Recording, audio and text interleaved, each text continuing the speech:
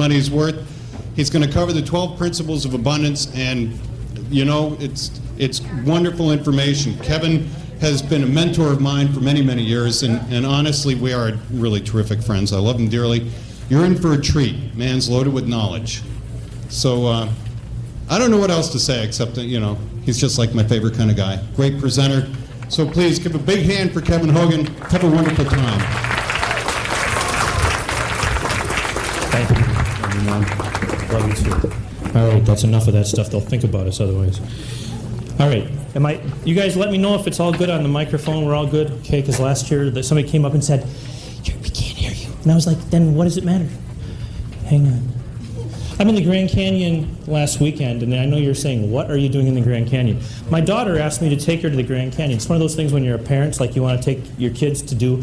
I want to come over here and talk to you guys, but it's not going to work because we're very well organized.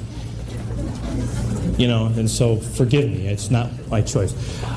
So I took her to the Grand Canyon. Of course, where does she want to go but Vegas, of course, so I take her to Vegas too, but that's after the Grand Canyon. We get to the Grand Canyon, I'm walking with her along the rim and taking pictures, and she's like, "Wow, this is even cooler than the Black Hills." And I'm like, "Yeah, this is good stuff, you know?" So we're going around, you can come to this trail where you can actually go down into the canyon. There's 3 or 4 of them, maybe, that you can just go down if you're really stupid. And so we get some of her friends, and you know, my son, who's 6, stays back with Mom, and they're like, "Well, we're not going to walk into the Grand Canyon." How stupid is that? So we go down. My daughter carries her little pink purse, a pink purse, into the Grand Canyon. We have that pictures up on the website this week. So we're walking down, and we go down, and 4 of us are walking, and I'm thinking I'm ahead of everybody. I'm flying down Joe, and I'm thinking I can do this. I lost 25 pounds since last year. I'm good, you know. And then I'm like, "Oh, we got to get going because we're heading to Vegas in an hour." And I looked back up, and I was like, "Oh my, what was I thinking?"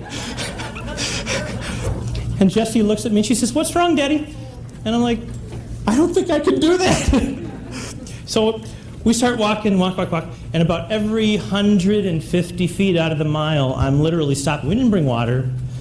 And then a couple on the way with a big old jug of water on their back and everything says, "Did you know that every day they rescue somebody out of the canyon?"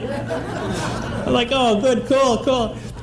But you know, when I was young, my grandparents, I think most of you guys who know me know that I grew up with almost as much money as nothing, okay? We're pretty impoverished in Chicago. And people always say, "Well, there's people that were worse off," and I always go, "Where was that?" You know, it's just not likely. But I had grandparents who would take us places in the summertime. We'd go for 4 weeks. Every Grand Canyon was one of those places.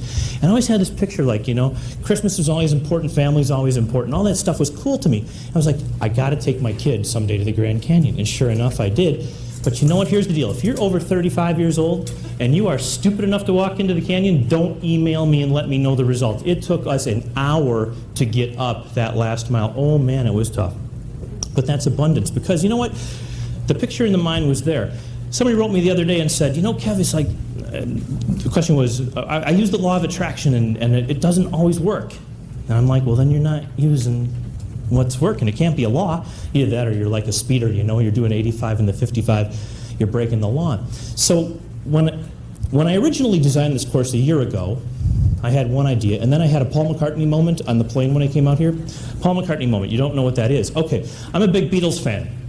I collect Elvis Presley autographs, Beatles autographs.